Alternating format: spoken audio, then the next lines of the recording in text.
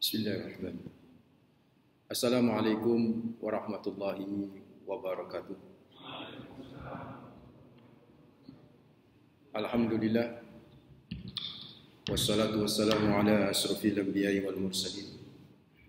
Sayyidina wa nabiyina Muhammadin wa ala alihi wa sahbihi wa man tabi'ahum bi ihsan ila yaumiddin. Amma ba'd. Fa inna asdaqal hadis kitab Allah وخير الهدي هدي محمد صلى الله عليه وسلم وشر الأمور محدثاتها وكل بدعة ضلالة وكل ضلالة في النار. اللهم إني أعوذ بك أن أضل أو أضل وأزل أو أزل وأظلم أو أظلم أو أجهل إجهالا عليا. ربي زدني علما وزد لي رزقي وبارك لي فيما رزقتني واجعلني محبوبا في بعدي وعزيزا في عيوني واجعلني وجيها في الدنيا والآخرة ومن المقربين يا كثير النوال يا حسن الفعال يا قائما بلا زوال يا مبديا بلا مثال فلك الحمد ولك المنة ولك الشرف على كل حال وصلى الله على النبي محمد والحمد لله رب العالمين. Ikhwataddin fillah, saudaraku, bapak-bapak, ibu-ibu, jamaah salat maghrib Masjid Baitul Haq, hafizahullah, yang insyaallah selalu dijaga sama Allah Rabbul Alamin. Alhamdulillah, pertama kita panjatkan rasa syukur yang mendalam. Terus-menerus kita haturkan hanya kepada Allah Rabbul Alamin, Tuhan semesta alam ini yang begitu banyak memberikan kenikmatannya kepada kita, yang begitu besar menurunkan karunia-Nya, yang kita tak sanggup berhitung dengan nikmatnya yang luar biasa yang Allah karuniakan kepada kita. Yang bisa kita lakukan terhadap nikmat-nikmatnya adalah selalu bersyukur. Minimal bapak-bapak, ibu-ibu, wujud syukur di setiap helaan nafas, tidak lepas untuk selalu mengucapkan kalimat hamdalah alhamdulillahirabbil alamin. Yang kedua, tentu salam dan salawat terus kita persembahkan kepada manusia terbaik, pemilik pribadi yang sempurna, teladan abadi bagi kita, Rasulullah Muhammad sallallahu alaihi wasallam, dengan ucapan Allahumma shalli ala Muhammad wa ala ali Muhammad. Semoga salam dan salawat kita kelak bisa menjadi syafaat bagi kita di hari akhir. Amin ya rabbal alamin. Saudara ikhwataddin fillah, di dalam Al-Qur'an kata-kata ibu, di dalam Al-Qur'an bapak-bapak, kata-kata ibu itu menggunakan dua redaksi. Yang pertama itu yang kedua adalah walidah. Tidak lepas dari dua itu di Al-Quran. Kata-kata ibu, redaksi yang digunakan oleh Al-Quran cuma dua. Kalau enggak atau biasa kita sebut ummi. Yang kedua adalah walidah atau walidah. Dan ternyata kita semua tahu bahwa di dalam Al-Quran itu setiap kata itu mengandung makna yang berbeda-beda. Dan ini menjadi sesuatu yang luar biasa rahasia kepada kita, Bapak-bapak, betapa luar biasa Al-Quran itu, begitu teliti, begitu cermat dalam penggunaan setiap redaksi di dalam Al-Quran. Dan tidak pernah sia-sia, Pak. Udah cermat, teliti banget, karena ini kitab suci. Bukan fake, bukan palsu, ini kitab suci. Dan diantaranya yang digunakan oleh Al-Quran adalah ketika Al-Quran menyebut ibu itu dengan dua redaksi. Ummi, yang kedua adalah walidati, walidah atau walidah. Dan yang luar biasa bapak-bapak, ibu-ibu hafizahumullah, ketika Al-Quran menyebut kata-kata ibu dengan ummi. Jadi ummi ini satu, selalu digandeng dengan sesuatu yang suci, Pak. Digandeng ummi ini dengan sesuatu yang suci. Contoh misalnya ketika Allah berbicara tentang apa yang disebut kota Mekah. Itu Allah menyebut kota Mekah dengan istilah Ummul Qura. Ummu, dari kata ummi ya. Ummul Qura. Qura itu Al-Qura itu jamak daripada qaryah. Ummul Qura, ibu dari seluruh kota di dunia. Di Ummul Qura itu ibu dari seluruh kota di dunia, bukan ibu kota ya, tapi ibu dari seluruh kota di dunia. Itu adalah Makkah Al-Mukarramah. Artinya digandeng dengan sesuatu yang suci. Dalam hal ini adalah Makkah. Ada lagi Pak, di Al-Quran juga digandeng dengan sesuatu yang suci, yaitu Alkitab.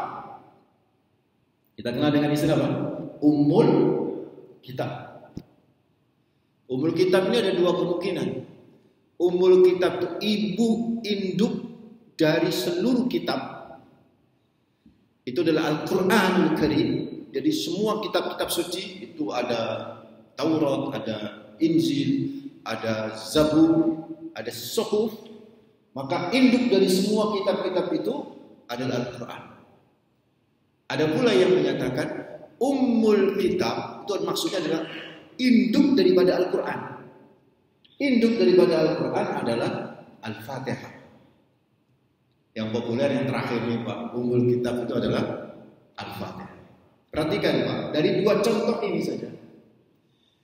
Dari dua contoh ini saja, kata-kata digandeng dengan sesuatu yang suci. Kalau toh kemudian kata-kata ini digandeng dengan sosok manusia, Pak.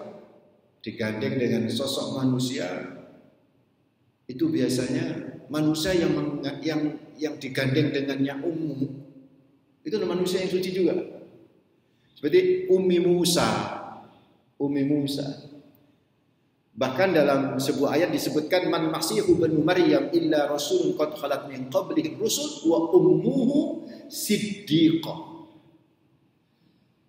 Al-Masih putra Maryam itu adalah hanya seorang rasul, nabi yang sesungguhnya telah berlalu sebelumnya juga nabi-nabi yang lain. Yang memiliki ibunya siddiqah, menggunakan kata-kata ummi. Ibunya Nabi Isa. Dan yang spesial Pak, satu-satunya ibu dari para nabi yang disebut namanya. Ibunya Nabi Isa, Maryam.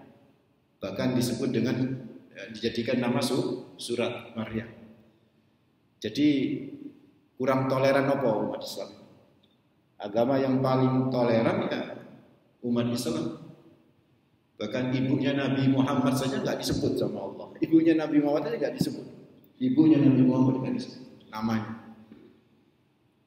Ibu Nabi Isa disebut dan menggunakan istilah apa? Ummi, wa ummuhu siddiqah. Itu yang pertama, Pak. Ketika Al-Quran menyebut kata ibu dengan ummi, itu selalu digandeng dengan sesuatu yang suci, atau kalau disandarkan dengan sosok manusia yang suci yang disandarkan. Seperti ibu Musa, ibu Isa, Maryam. Ada Ummul Mukminin. Di Al-Quran ada istilah Ummul Mukminin. Jadi digandeng dengan orang-orang yang suci, Pak, orang-orang yang beriman. Ummul Mukminin siapa? Istri-istri Nabi. Ya, ada Aisyah, ada Khadijah, ada Saudah, Ummul Mukminin. Jadi itu di dalam Al-Quran redaksi ummi, ibu. Artinya kan ibu itu. Ummi digandeng dengan sesuatu yang suci. Berbeda ketika Al-Quran menyebut ibu itu dengan redaksi walidah atau walidain. Walidah itu kalau dalam bahasa Arab dari kata walada. Walada yalidu melahirkan, Pak. Walid orang yang melahirkan. Walidain orang kedua orang tua. Kalau ibu walidah ada tak marbutohnya. Disebutkan di surat Al-Baqarah misalnya ayat 233 Allah menyatakan wal walidatu yurdina auladahunna haulaini kamilain.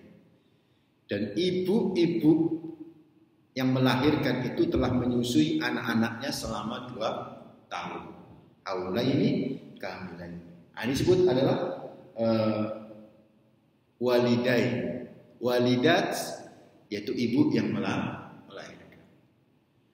Dan yang luar biasa saudaraku ikhwatatina fillah, bapak-bapak bisa cek nanti semua perintah berbakti kepada ibu. Semua perintah berbakti kepada ibu. Al-Quran ada 5 ayat, Pak. semua perintah berbakti kepada ibu itu ada 5 ayat, yaitu saudara wa akhwatatina fillah. Yang pertama adalah surat Al-Baqarah ayat 83. Perhatikan Pak. An-Nisa 36, Al-An'am 151, Al-Isra ayat 23 dan Al-Ahqaf ayat 15. Dan saya ingin katakan Pak, semua perintah berbakti kepada ibu tidak ada satupun redaksi yang digunakan ummi. Tidak ada satupun redaksi yang digunakan Pak, ummi. Tapi semua perintah berbakti kepada ibu, saudara ikhwatatina fillah, itu perintahnya kepada ibu yang menggunakan redaksi walidain, bukan ummi. Dari 5 ayat tadi itu contoh misal Al-Baqarah 83, la ta'buduna illallah wa bil walidaini ihsan. Semua ayat-ayat yang berbicara berbakti kepada orang tua, wabil walidaini ihsan, itu selalu menggunakan walidain, bukan ummi, saudara. Pertanyaannya, why? Kenapa? Karena seperti yang saya katakan tadi Pak, kalau ibu dalam arti redaksi ummi itu mesti suci, mesti solehah. Sedangkan kalau walidah itu di Al-Quran tidak disebut soleh atau tidak soleh, netral. Walidah itu hanya disebut ibu yang melahirkan, ibu yang menyusui, ibu yang menyapih, itu saja. Ibu yang melahirkan, ibu yang menyusui, ibu yang mengasuh, itu saja. Dan ternyata perintahnya itu kepada ibu dalam konteks walidah, bukan dalam konteks ummi. Seolah Allah ingin ngasih tahu, berbakti kepada orang tua dalam hal ini mobil khusus ibu tidak melihat kesucian dan kesolehan ibu Pak. Alangkah beratnya kalau sampai kemudian Allah memerintahkan berbakti kepada ibu itu menggunakan redaksi ummi. Kalau menggunakan redaksi ummi berarti yang dibaktiin, yang kita muliakan ibu yang solehah saja. Ibu yang tolah-toleha nggak perlu dimuliakan, nggak perlu kita berbakti. Di sini Allah tidak memerintahkan kita berbakti kepada ummi, karena ummi ini adalah wanita yang suci, wanita yang selalu disandarkan dengan sesuatu yang baik, gitu kan. Seolah kalau disebut ummi itu adalah wanita yang solehah. Makanya ibu-ibu jangan gampang kemudian anaknya manggil ummi, karena ummi itu posisinya adalah wanita yang solehah, wa ummuhu siddiqah. Dan yang luar biasa Pak, perintah baktinya Allah, perintah baktinya kepada orang tua oleh anak yang diperintahkan oleh Allah tidak menggunakan redaksi ummi, karena Allah seolah ingin ngasih tahu, berbakti kepada ibumu dalam hal walidah yang melahirkan kamu, tidak melihat apakah ibumu soleh atau tidak.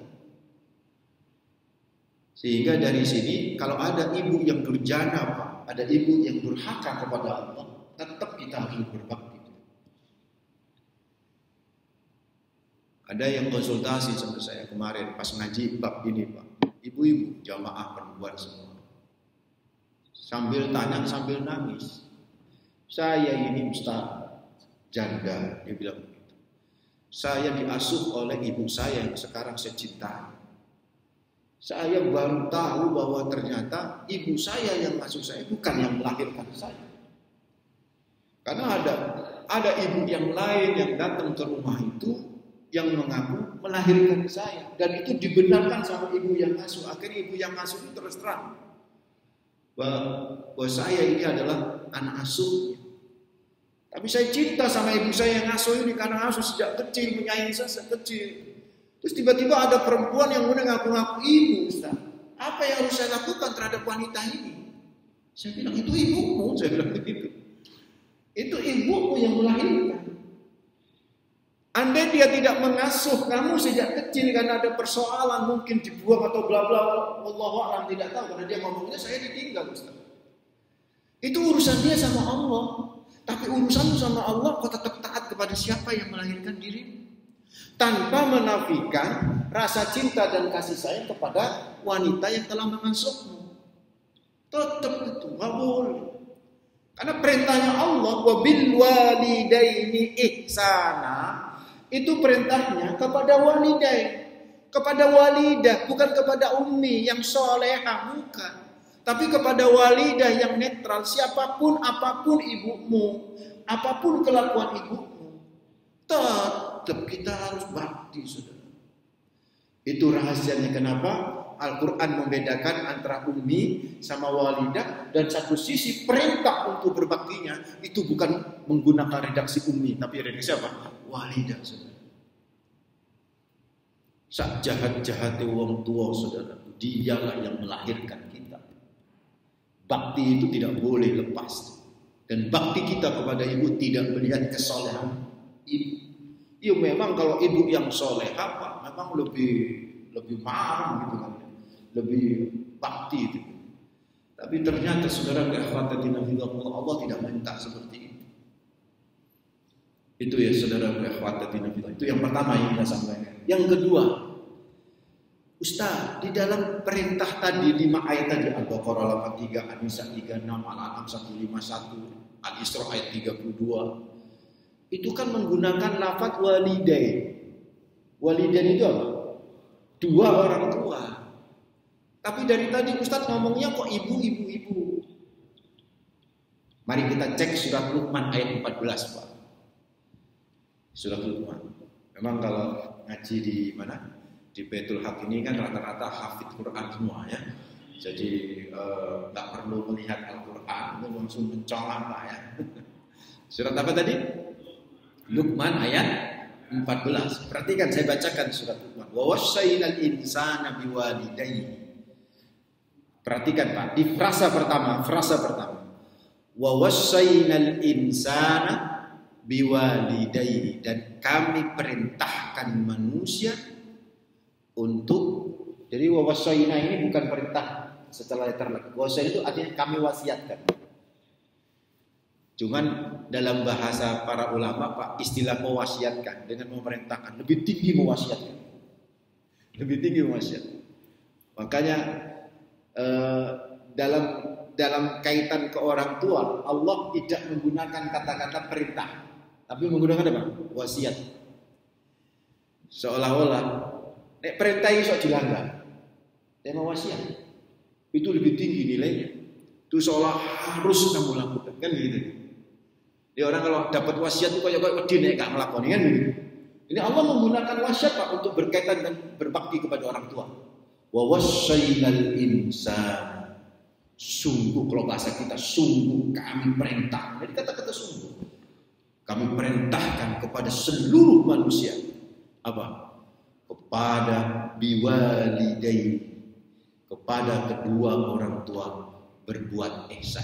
Coba perhatikan Pak. Biwalidayhi. Nah, dari tadi Ustaz bilang ibu-ibu, padahal di sini bahkan semua ayat semisal ini walidain, 2 orang tua. Tapi kenapa Ustaz menerjemahkan ibu? Perhatikan. Itu frase pertama. Frase berikutnya apa? Hamalathu ummuhu wahnan ala wahn wa fisaluhu fi 'amaini aniskurli wa liwalidayka ilayyal masyir. Coba logika kita apa? Saya ajak bapak-bapak berpikir. Awalnya perintah berbakti kepada siapa? Kedua orang tua. Siapa itu kedua orang tua? Ibu dan bapak. Tapi kok ujuk-ujuk, apa ya ujuk-ujuk? Tiba-tiba kok Allah bicara tentang ibu. Tidak bicara bapak, bicara tentang ibu. Perhatikan ayatnya, Luqman ayat 14. Ya kan? Wa wassaynal insana biwalidayhi, koma. Frasa pertama. Kami perintahkan manusia untuk berbakti kepada kedua orang tua. Kepat paham kita, kedua orang tua ya bapak sama ibu.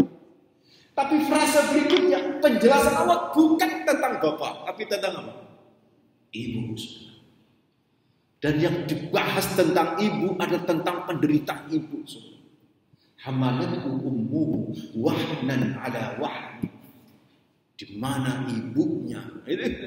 Langsung ngomong di ujung-ujung ngomong di mana ibunya? Padahal sebelumnya bicara tentang apa? Bapak ibu, tiba-tiba bicara ibu. Di mana ibunya? Telah mengandungnya. Wahnan itu cuapek, bukan capek, tapi cuapek. Puwayah, bukan payah, tapi puwayah wahnan. Terus ala wahnin di atas kepayahan. Wa fisaluhu fi amain, dan menyapit mengasuh selama 2 tahun. So, seolah Allah ingin ngasih tahu yang dimaksud oleh Allah 2 orang tua itu adalah ibu. Konsentrasimu hanya kepada ibu. Itulah kenapa dalam sebuah riwayat dari Bahzin bin Hakim an abihi an jaddihi, dari bapaknya dan dari kakeknya, beliau bertanya kepada Rasulullah Muhammad SAW, ya Rasulullah, man aban, wahai Nabi, siapa yang paling aku taati dari keduanya? Abaru, paling aku taati. Kadang-kadang mubalik menerjemahkan siapa yang aku taati. Abaru itu siapa yang paling aku taati. Dan paling dari keduanya ini siapa yang paling aku taati? Nabi jawab, ummuka, ibu satu. Nanya lagi nih, Bahzin bin Hakim ini, kemudian siapa lagi ya Rasulullah? Kemudian siapa lagi? Kan sudah sama ibu, siapa lagi selain ibu atau setelah ibu? Pikirnya Bahzin bin Hakim bapak, tapi lagi-lagi ummuka, ibu.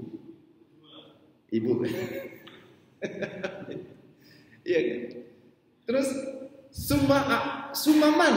Kemudian siapa lagi Rasulullah? Lagi-lagi pikirnya Bahzin bin Hakim, ya mesti ibu, mesti disebut ping loro, mesti ping telu ini bapak. Tapi ternyata lagi-lagi yang disebut siapa? Ummuka, ibu. Baru ketika pertanyaan yang keempat baru jawab siapa? Bapak. Jadi ibu itu ada 3, Pak. Bapak itu ada 1. Maksudnya 3 kali penyebutan, ya. Jangan gagal paham. 3 kali penyebutan. Dan ini saudaraku menunjukkan bahwa semua ayat-ayat, ini para ulama, semua ayat-ayat yang berbicara kedua orang tua, wabil walidaini ihsana, kepada kedua orang tua berbuatlah ihsan, itu yang dimaksud siapa? Ibu. Bahkan di ujung ayat Luqman 14 tadi, di ujungnya apa? Anis kurli wali walidaika. Anis an ushkurli, ya itu kalau nggak dibaca tajwidnya. Anishkurli, maka kalian ushkurli, bersyukurlah kepadaku.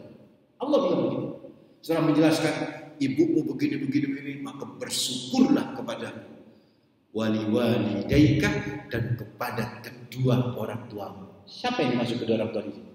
Ibu. Karena sebelum penjelasan tentang siapa? Ibu.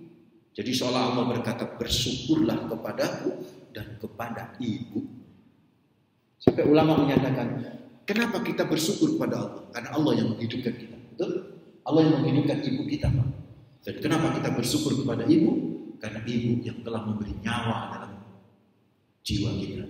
Itu ibu, bukan bapak.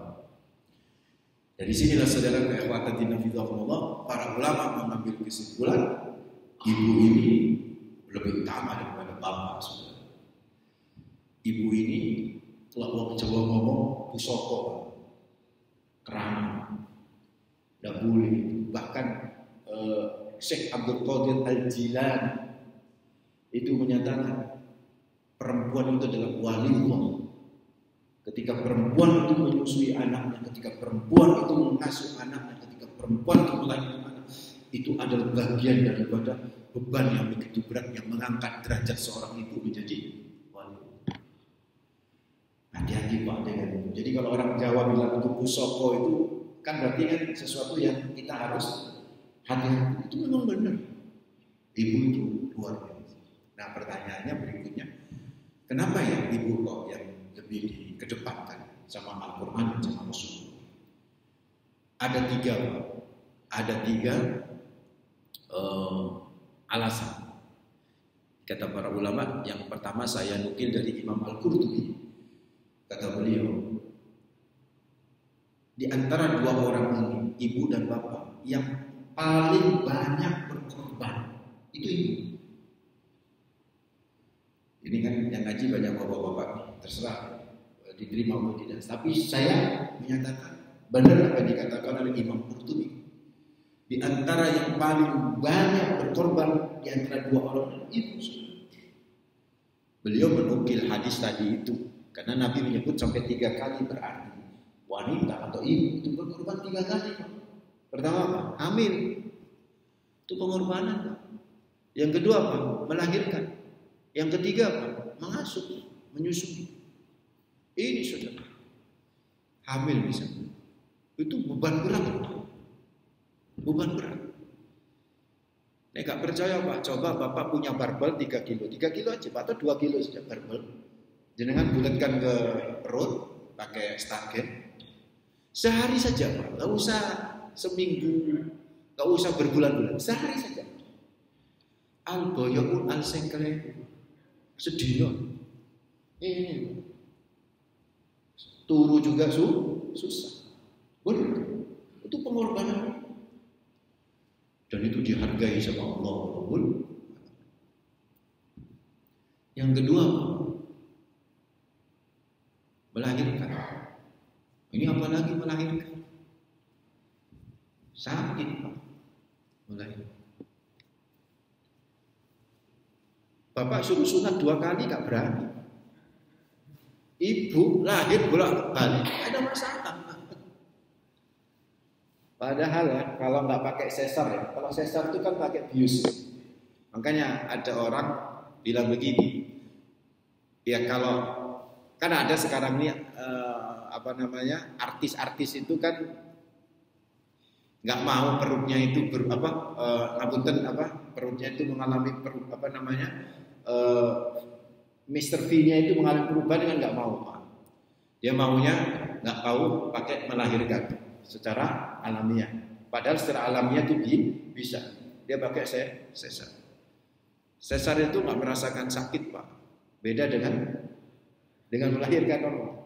Melahirkan normal itu kalau ngapunten ya, kalau kepala bayi itu tidak bisa keluar, itu dokter itu tinggal ngiris Pak. Set.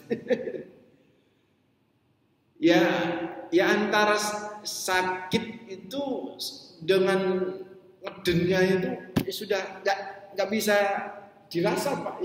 Wis pokoknya luar biasa. Tapi itu kan terbayar dengan kebahagiaan seorang ibu ketika mendengar anak suara bayi itu menangis. Itu luar biasa. Bapak pernah nggak melihat istri melahirkan? Mungkin ada yang pernah. Kalau saya belum tegel Pak melihat. Saya dari luar saja. Tapi saya bisa merasakan bagaimana seorang istri, apalagi ibu kita Pak melahirkan. Ini zaman biar ini kan anak loro itu gak tahu ono Pak. Rata-rata minimal tuh papa, mbak saya itu anaknya 9. Itu kan berarti kan bolak-balik berproduksi kan luar biasa. Berat. Bahkan saya kemarin juga tanya, ini majelis saya yang ketiga, yang 3 majelis saya itu perempuan semua Pak, ibu-ibu semua. Itu saya tanya sama ibu pas bahas ngaji ini bab ini. Bu jujur ditanya, saya tanya jujur ya. Andai ibu melahirkan, ternyata kalau melahirkan itu ibu bisa mati karena dipaksa, karena panggul kecil dipaksa terus ibu pendarahan mati. Itu dokter yang ngomong bisa. Atau pilihannya biarkan anak yang mati di dalam kandungan sehingga keluar sendiri. Tapi ibu selamat. Ibu pilih mana? Saya bilang jujur jawabnya. Semua menjawab Pak 3 majelis ini. Semua ibu-ibu menjawab lebih pilih mati Pak Ustaz daripada anaknya mati. Beda sama kita Pak. Kalau kita kan nasional. Ayo iso gawe maneh orang yang mati kan begitu. Ini enggak, kalau ibu itulah saudara ibu kita. Sungguh sangat luar biasa. Itu pengorbanan yang kedua. Pengorbanan yang pengorbanan yang ketiga menyusui. Ibu juga waduh. Ada orang ngapunten ibunya sudah sepuh. Ngapunten, orang kalau udah sepuh itu kan rewel. Balik kayak bayi mana kayak anak kan rewel. Itu curhat sama saya ini, Rasulullah ya apa ibu saya? Saya cuma tertawa cerita.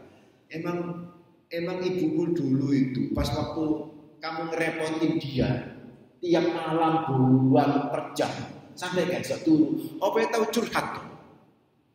Apa pernah curhat ke ustadz, ke siapa gitu? Aku apa kok repotin dia sih, jenis anakmu kok repotin? Enggak ada. Dia laporin. Beda sama bapak kan. Bapak kalau anak ini anak kita bangun malam Pak, ikut bangunkan kita, tapi bangunkan istri. Nah itu kan anakmu tanggung. Turunannya Pak yang mana? Kalau ibu dia tetap Pak, tiap 2 jam itu, masya Allah. Hebatnya Allah Pak ya, memberi rahmat kepada ibu. Tidak wajib sholat selama 40 hari. Kalau madzhab Syafi'i sampai maksimal 60 hari.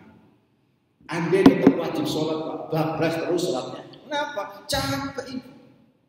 Pengarek bayi itu Pak, anak bayi itu nek bengi tangi. Wah ya mau turu kan gitu. Nek siang turu, wah ya mau tangi. Ya repot gitu. Tapi tetap ibu melakoni dengan penuh keridhaan. Ini yang pertama kata Imam Al-Qurtubi. Kenapa ibu itu didahului? Karena di antara 2 makhluk ini yang paling banyak berkorban ada ibu. Yang kedua, kenapa ibu itu didahulukan? Karena di antara 2 makhluk ini yang paling lemah siapa? Ibu. Paling lemah ibu kita. Makanya durhaka, haramnya durhaka itu kepada ibu. Enggak ada dalil durhaka kepada bapak. Sampai cek semua hadis. Innallaha harrama 'alaikum uquqal ummahat. Kata Rasulullah Muhammad SAW, sesungguhnya Allah mengharamkan kepada kalian durhaka kepada ibu. Bahkan mitos-mitos cerita anak durhaka kepada siapa? Ibu. Harus durhaka kepada bapak. Sopo wani durhaka sama bapak Pak, dikampleng sama bapak Pak, dilarang. Kalau sama ibu, banyaklah kita melawan. Itulah kenapa warisan.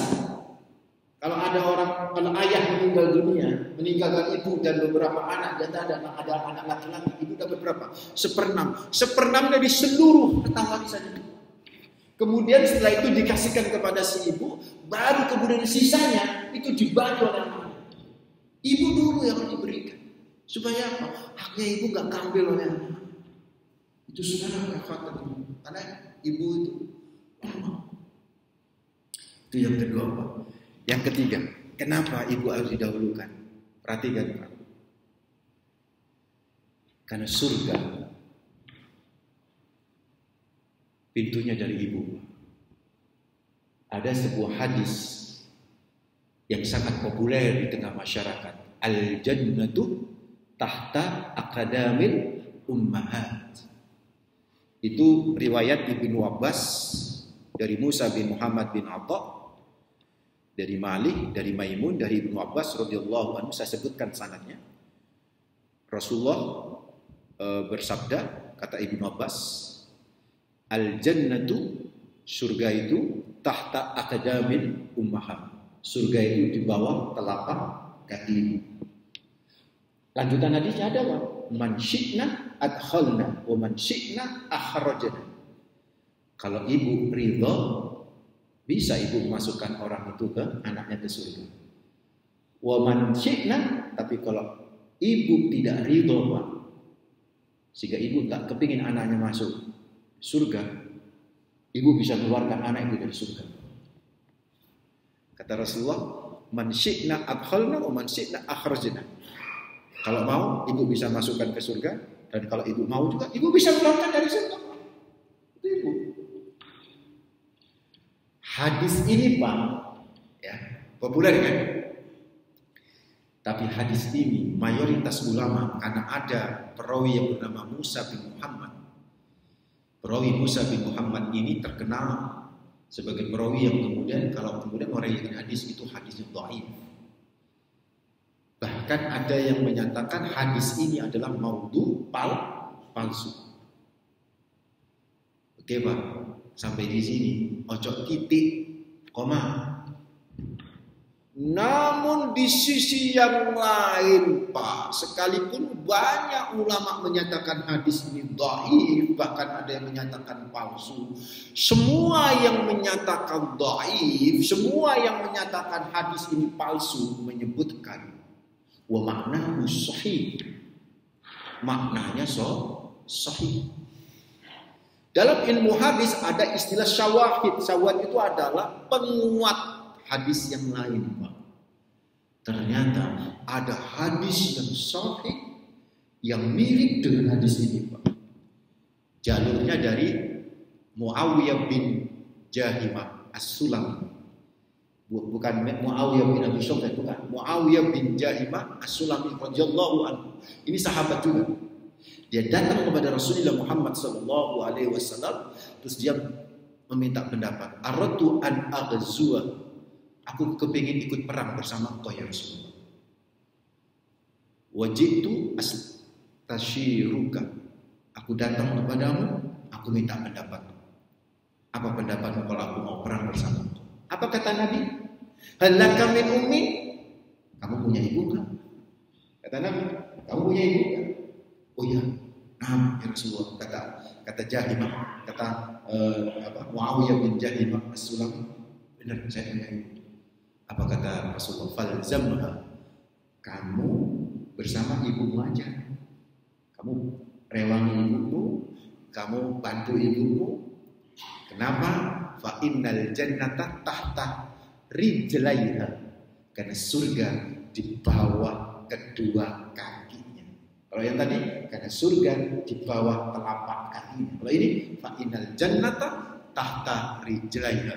Karena sesungguhnya surga di bawah kedua kakinya. Seolah hadis ini setara dengan fa innal jannata tahta suyufil mujahid. Sesungguhnya surga di bawah pedang mujahid. Di sini sesungguhnya surga di bawah kedua kaki ibunya. Masya Allah. Maka dari sini saudaraku, hadis surga di bawah telapak kaki ibu itu benar. Dan Bapak tahu nggak apa yang dimaksud surga di bawah telapak kaki? Ada dua. Surga yang artinya di akhirat, artinya kita gak bakalan bisa masuk surga kalau ibu tidak memiliki keriduan dalam hidup kita. Ada itu. Yang kedua, surga dunia, yaitu kesuksesan. Kita gak bakal sukses Pak kalau gak merelakan, gak menyenangkan hati. Bapak pernah baca biografinya Anas Singkong. Siapa itu Anas Singkong? Khairul Tanjung, orang terkaya Pak di Indonesia, dari pribumi ya, terkaya di Indonesia. Setelah itu kan Abu Rizal Bakri. Dua orang ini, Khairul Tanjung sama Abu Rizal Bakri, terlepas dari bagaimana agama mereka ya, tapi mereka Muslim, oke? Mereka pribumi, mereka Muslim. Mereka Masya Allah, taatnya sama ibunya luar biasa. Dan itu mereka sukses. Abu Rizal Bakri, ketika saya diundang ceramah di Jakarta, saya dijemput di bandara. Yang jemput itu adalah dosen Universitas Abu Rizal Bakri. Ketika kasus Lapindo, itu Abu Rizal kan menang kan di pengadilan. Lah kalau menang kan boleh nggak bayar Pak, menang kan, menang di pengadilan. Tapi ibunya bilang apa? Tetap bayar. Tetap bayar itu uang itu menderita mereka. Wes gak pakai babi bubak. Ketika ibunya ngomong bayar nang itu senjene wong, meskipun awakmu menang. Dibayar Pak sama Abu Rizal Bakri semua tanahnya orang. Sampai sempat kolaps kan beberapa perusahaan beliau. Tapi apa yang terjadi? Dia tambah sukses karena ibu. Ada Gus Mus Pak, ketika diminta oleh Gus Dur untuk jadi ketua PBN, Gus Mus bilang begini, sebentar Gus, saya tak ngomong sama ibu. Terus Gus Mus tanya, Bu, aku diminta Gus Dur untuk nyalonkan jadi ketua PBN. Ini beberapa puluh tahun yang lalu.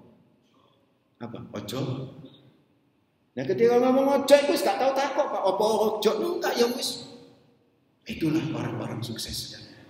Makanya terakhir Pak, Ada sebuah kalimat yang indah dari pernyataan para ulama. Man asya khadiman tahta qadami ummi asya syaidan ala ru'usi qaumi. Barang siapa yang hidup melayani di telapak kaki ibunya, maka kelak dia akan menjadi tokoh yang disegani oleh masyarakat. Itu saudara-saudara khawatirin juga. Suksesnya kita terletak di telapak kaki ibu. Berkahnya hidup kita terletak di telapak kaki ibu.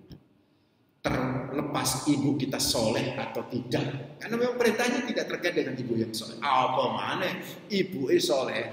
Oh, cok main-main. Sama ibu yang aktif sholat, sama ibu yang aktif pengajian. Oh, cok main-main. Itu mulut ibu Pak yang kayak begitu. Itu seperti sabda pandita Tuhan. Dan itu hadis sahih saudara. Kata Rasulullah Muhammad SAW, ada doa yang gak akan pernah ditolak oleh Allah dari seorang hamba. Yaitu dakwatul walid ala waladi. Doanya orang tua yang ada di ibu kepada anak. Makanya sak mangkel-mangkel ya bu, ojo sampai dua elek sama. Karena itu bisa muncul dan terbukti itu saudara. Doa yang bagus terhadap. Maka orang Arab itu Pak mesti mangkel sama anaknya Pak. Mesti ngomong Allah yahdi waladi, Allah yahdi. Allah yahdi. Itu bahasa yang baik. Allah yahdi. Allah yahdi itu ya Allah, mudah-mudahan Allah ngasih petunjuk sama aku. Nah, Allah yahdi. Begitu itu saudara ikhwatatin itu. Masih ada waktu enggak nih Pak? Berapa menit? Oh, masih berapa 7 menit. Sekarang Pak, gimana cara kita bakti pada ibu? Coba Pak. Semua ayat 5 ayat tadi, itu semua perintahnya kan apa? Wabil walidaini ihsan. Apa itu ihsan Pak? Jadi bakti kita kepada ibu itu sama Allah diminta apa? Suruh ihsan kepada ibu. Ihsan itu beda dengan adil Pak. Kalau adil itu apa? Sama. Apa yang kita berikan adalah sama dengan apa yang kita terima. Itu adil. Tapi kalau ihsan, apa yang kita berikan lebih baik daripada apa yang kita terima. Itu namanya ihsan. Sekarang saya ingin tanya, perintah bakti kita kepada ibu kita sama Allah sudah apa? Ihsan. Disuruh ihsan. Pertanyaan saya, apa yang telah ibu berikan kepada kita? Sehingga kita akan memberikan lebih daripada apa yang ibu berikan kepada kita untuk berbuat ihsan. Apa yang ibu berikan kepada kita? Doa. Apa lagi? Ada yang lebih dari doa? Tadi sudah disebut. Nyawa. Ibu mau berkorban nyawa. Bukan bapak yang mati kan kalau ibu melahirkan. Ya. Kalau ada orang melahirkan yang mati siapa? Memang bapak. Yang mati siapa kemungkinan matinya? Ya 2 orang. Kalau nggak bayinya ya ibunya. Berarti yang ibu berikan kepada kita apa? Nyawa. Terus pertanyaan, apa yang lebih baik daripada nyawa yang harus kita berikan kepada ibu? Kayak nggak ono. Tapi kan Allah perintahnya apa? Ihsan. Berarti ada. Makanya mohon maaf kalau ada orang sudah bisa mengumrohkan ibunya, baik itu. Bisa memberikan rumah, baik itu. Melengkapi kendaraan, bagus. Tapi kamu tenang, itu belum setara dengan satu helaan nafas ketika ibu lagi ngedeng melahirkan kita. Jadi ya sering. Terima kasih. Tadi Ustaz mengatakan orang yang paling kita sayangi adalah maka Rasulullah ini mengatakan ibumu yang keempat baru ayahmu. Tapi kalau kita lihat keadaan sehari-hari, hari depan dari anak-anak kita itu ditentukan oleh ayah dan ibu. Bahkan ayah lebih dominan menentukan hari depan anak-anak daripada ibu. Itu pertama.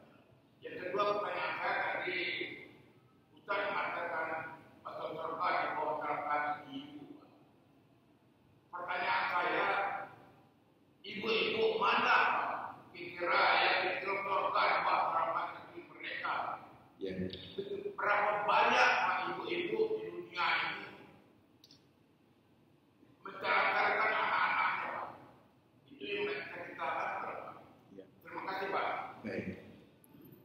Jadi saya lanjut dulu yang tadi itu.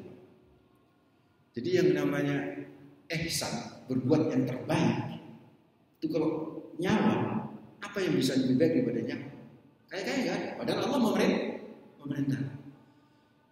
Yang lebih baik daripada nyawa adalah berdoa kepada ibu kita, Pak, untuk ibu kita, kedua orang tua kita, berkhusus kepada ibu kita. Itu setiap kita selesai sholat.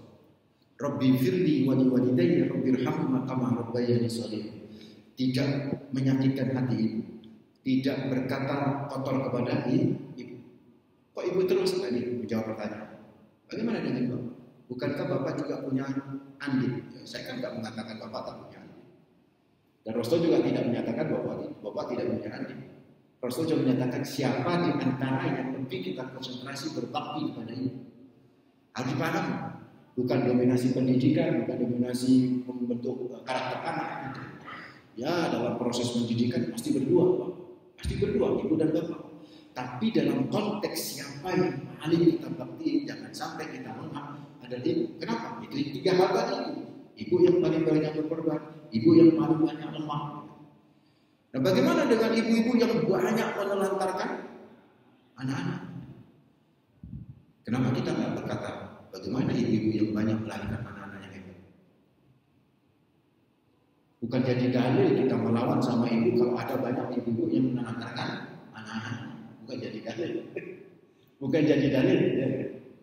Justru kita kebalik ya. Banyak juga ibu-ibu ya. Makanya tadi itu saya katakan di Al-Quran tidak memerintahkan kepada ummi, tapi kepada walinya, ibu yang netral. Netral ini tidak soleh juga tidak harus soleh. Selama dia yang melahirkan. Kalau dia menelantarkan, dosa dia sama Allah. Dosa kalau ada orang tua, apakah ibu atau bapak, ketika menelantarkan anak, oh itu dosa. Saya tidak mengatakan tidak berdosa. Ibu-ibu yang menelantarkan anak-anaknya berdosa besar. Berdosa besar. Tapi tidak boleh menjadi penghalang untuk anak yang terlantar tetap taat kepada ibu. Bahkan wa in jahadaka ala an tusyrika bi ma laysa laka bihi ma laysa laka bihi fala tuti'huma. Cuma enggak boleh tuti'huma. Tapi apa? Wasahibhuma fid dunya ma'ruf. Tetap konsentrasi kepada kedua orang. Meskipun dia jahat, meskipun dia mengajak kita untuk berbuat apa sih? Tetap interaksi kepada orang tua itu penting. Dalam hal ini adalah ibu. Kenapa ibu? Sudah saya jelaskan. Begitu Pak. Kurang lebih begitu. Habis itu. Mudah-mudahan bermanfaat. Mudah-mudahan kita termasuk orang-orang yang mencintai ibu-ibu kita ya. Dan mudah-mudahan kita bisa dikumpulkan dalam satu keluarga yang bapak, yang ibu, ya semuanya dalam satu surga. Yang malaikat masuk mengucapkan salam kepada kita. Sebagaimana surat Al-Fatihah ayat 38, kita bisa bareng-bareng di surga bersama Allah, bersama Rasulullah di surga. Itu dalam satu keluarga. Aku qouli hadza astaghfirullah li wa lakum innahu huwal ghafurur rahim. Mohon maaf. Assalamualaikum warahmatullahi wabarakatuh.